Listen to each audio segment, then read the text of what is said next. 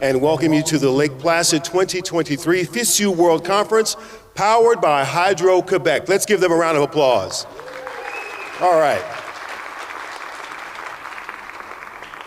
So everyone, before we get started with our formal ceremony this morning and open the conference, could we please welcome to the stage Annie Stolte, who will play the national anthem of the United States of America. Annie's on a beautiful violin there, yes. Beautiful color there. And if you wouldn't mind all rising, we'd greatly appreciate it. Thank you.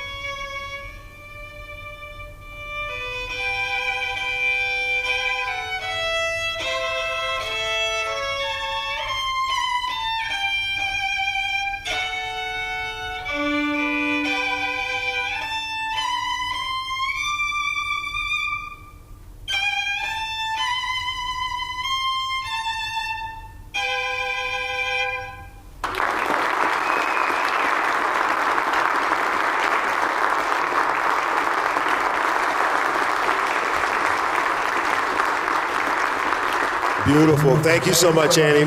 Thank you for being here this morning. And let me also provide a welcome to everyone watching on the live stream. We hope you're going to enjoy it from wherever you are here in the States or around the world. We're expecting you're going to get a lot of great information. So welcome again to all those via the live stream. Okay, so now I am pleased to invite Dr. Verena Burke, the FISU Education Committee member, to offer her welcoming remarks. Dr. Burke.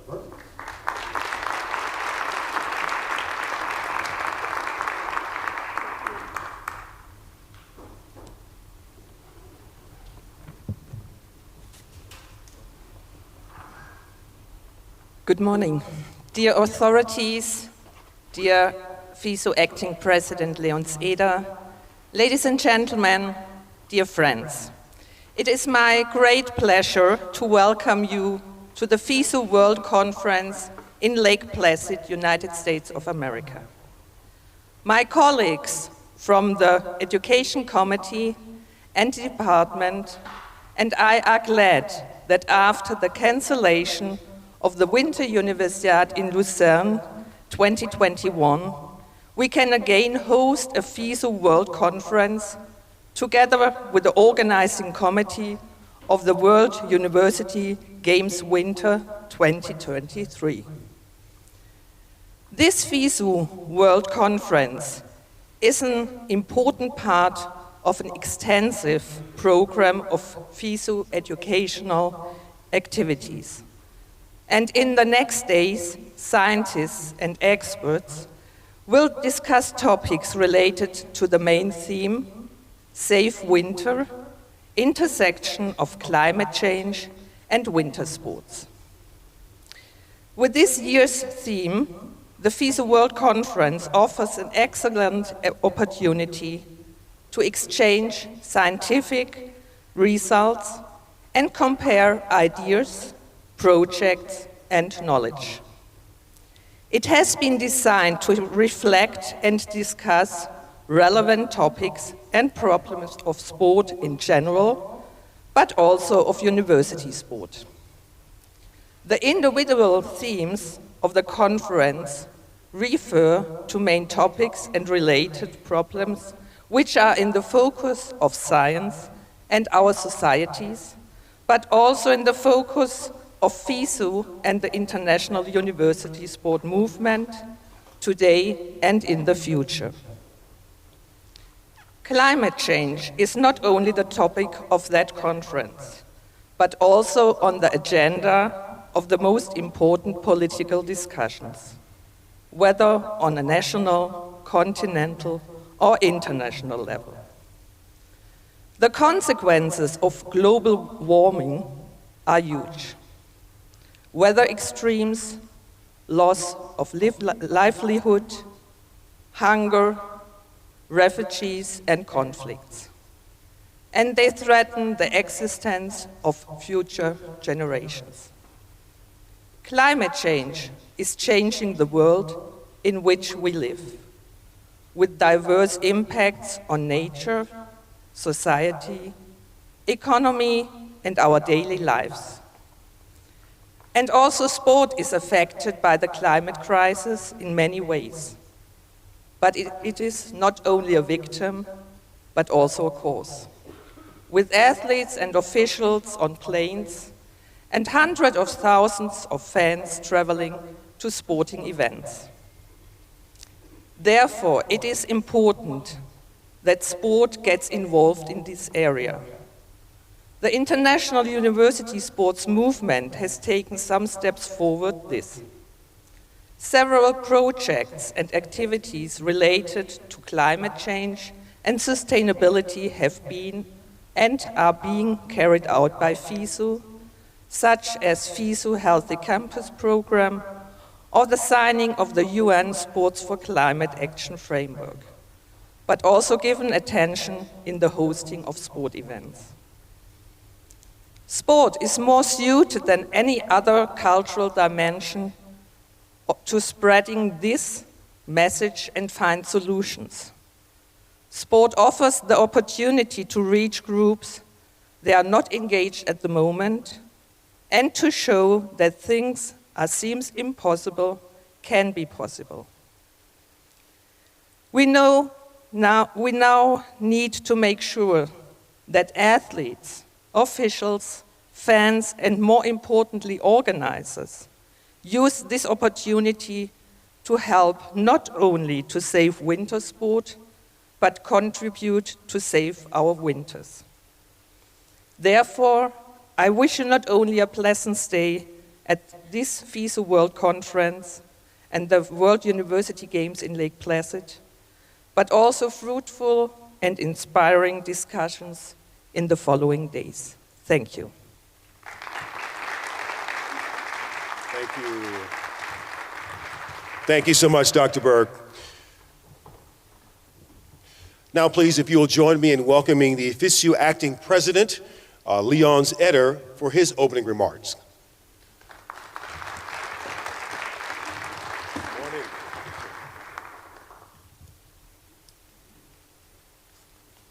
Good morning, ladies and gentlemen, dear friends. Safe winter, what a timing this morning. It started to snow. What should I add to that? I give you some personal remarks at the beginning. As children in Switzerland, we experienced enough snow every winter, even at low altitudes, 300, 400 meters above sea level. And not just for a few days, few weeks, but for practically the whole winter.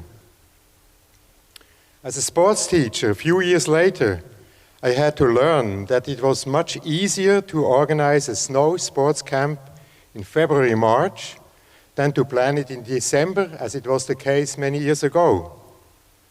And today, hardly any region in the Alps can manage up to high altitudes without producing artificial snow. Can winter, as we have known it, still be saved? How do we seriously deal with climate changes? Or do we have to change what we expect to be able to do in winter? Do entire tourist regions have to switch to alternative offers? Is it right, on the one hand, to save a traditional idea of winter by all means possible, including indoor facilities or even building ski resorts in climatic zones that have never seen snow? And how can we reconcile this as an organization like FISU, working actively to address the 17 Sustainable Development Goals, signing the UN Sports for Climate Action Framework and committing to major carbon reductions? There is a great lineup for this conference, and I am sure we will find important part of the answers in these burning questions of safe winter together. I would like to thank all those involved, FISU and OC internally and externally, for their great commitment to this topic. By this note, I kindly invite Ashley Walden to deliver her speech and to declare the Safe Winter Conference open. Thank you.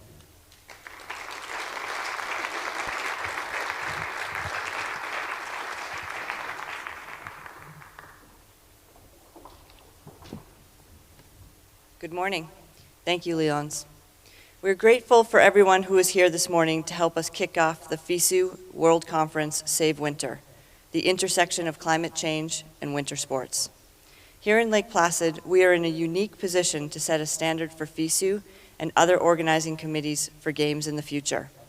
Our climate and weather are changing. Today is an excellent example of that.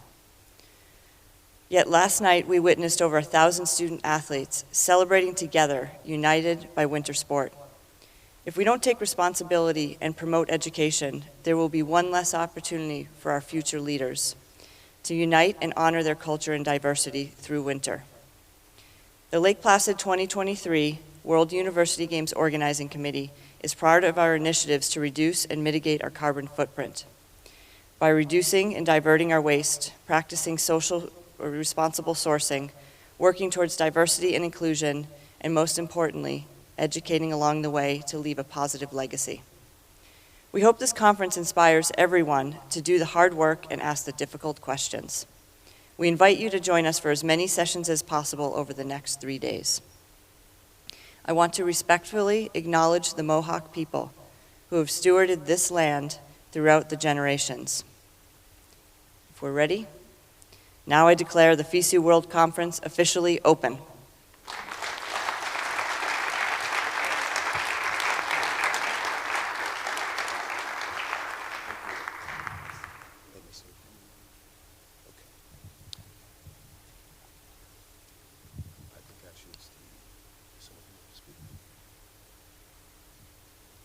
Is Serge Abergil here? Are you coming up to speak for just a moment? Okay, great, thank you.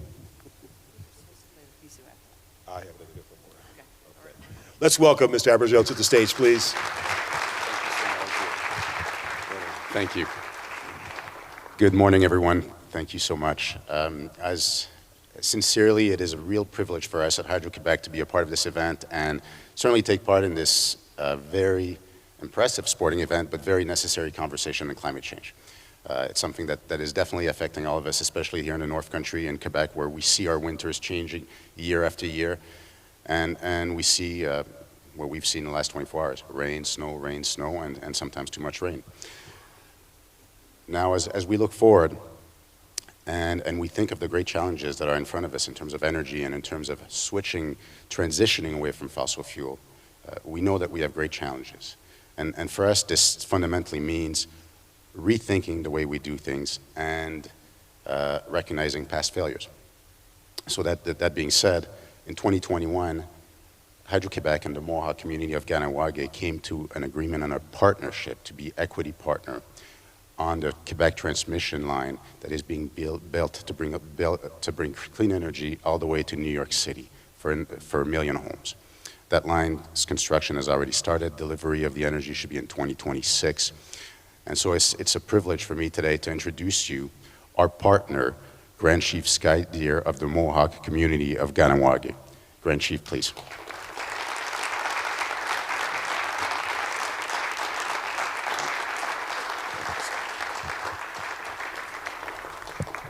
Good morning. Wat kunuwaradu gasana hawe Sky Deer yujats wagatahuni Ganawage nidawageno.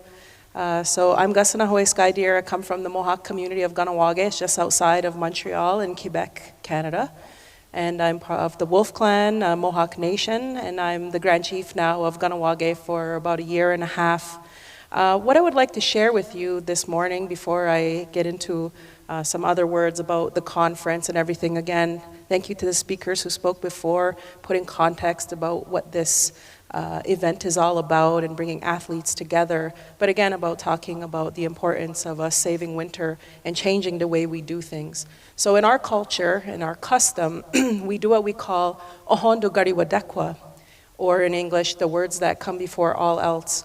So I'm going to do it in the Mohawk language, and then I'm going to do a translation for you, because I also think it's important to hear an indigenous language. Our languages are still surviving and thriving, and then I'll do, like I said, the English translation, so you'll get an understanding of what I said and its importance. So, kan jokkoza wadang husios kan igari wesa, ziona ya gahawe, ande the wawununi na guani gorda, dano te tida wanura dane sungwayat dezu, dana gwego zina hoda ardo ena da one ganto zio hanzade, de tinada gwahagwego ne ungwe sua, dana ne oni yukini stahan zio hanzade, dana gwego zina hoda gamha de agot gwahaje ne ayugwata garidage, de tinura dane gahne garunyu, ne ene yugonya danawa, dana zino guzusu agudinagere.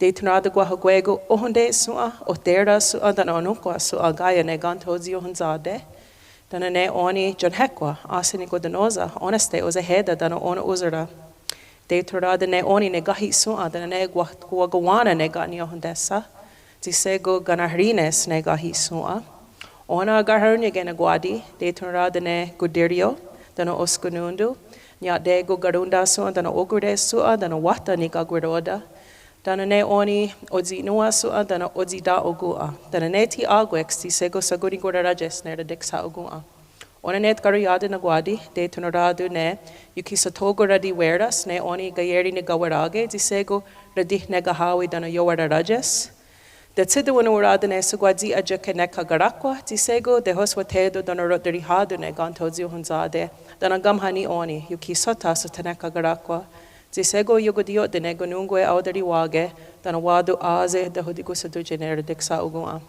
De turada ne yedzistok korunyu, dano gayeri ni ungwetage, dano igere, toniori watkari watgweni, dana ona wederi hadungo uan izrade, ekadinio dana guanigura, dana to. I know that was a lot, and basically what we do is we acknowledge everything in creation. And we start with the people. There's people all across the world, different cultures, different languages, and everybody has values and has gifts and things that they bring to our experience in the short life that we live here, and we have to honor everybody for what they bring forward. And then we acknowledge our mother, the earth. Everything that is here for us to sustain ourselves, the water, the plant life, the medicines, the fruits, for us we say the three sisters, the corn, beans, and squash, that was our sustenance for many years before we had supermarkets, obviously.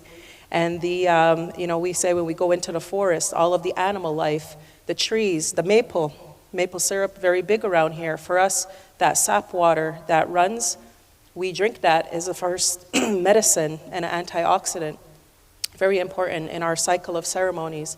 And then as we go toward, the birds, the bugs, they all have an importance in the cycle of life. So although minuscule sometimes, and we take for granted, you don't think about it, but for us it's important that we acknowledge these things in our circle of life, especially in the sky. The sun, the moon, the stars, they all have significance, and they all have they play an important role. For women, the moon, we say our monthly moon cycle, and it allows that continuation of children to be born. And it controls the waters, and then we don't realize as well that the stars, a lot of times for us, before there was clocks, we would use the stars to determine when it was time for our ceremonies. So these things from an indigenous perspective are so important, and we felt it was important to share because a lot of people don't think about giving thanks and acknowledging all of the things in creation. And for us, that's a standard principle and cultural custom that we do before meetings. Sometimes when you wake up in the morning, just acknowledge, all right, I'm seeing another day here, and let's hope that these things continue to show themselves so that we can continue to have the beautiful life that we all do. So let that be in your mind, and that's how we do the Ahonda Gariwadekwa. So as Serge mentioned, Mohawks of Ganawage, and I have to recognize the territory here in Lake Placid and what we recognize as Mohawk Valley through Albany and all this area as the unceded and traditional territory of the Haudenosaunee and the Kanien'kehá:ka Mohawk people, and that we have been stewards of this lands for many thousands of years, and now we share this lands with you. And what we always hope for, peaceful, harmonious coexistence, understanding of our perspectives, and a lot of times we've been pushed out, of our lands and displaced of our place. But we're seeing a shift.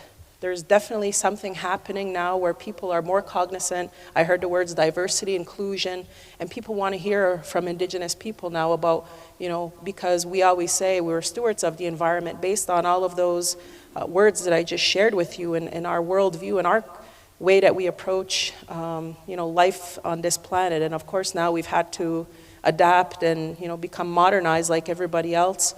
But those principles are still very important to us, and we want to share that. So in terms of environmental stewardship and ensuring that our community and our youth now have equal opportunity, they go to university. I myself am a graduate of UCF in Florida.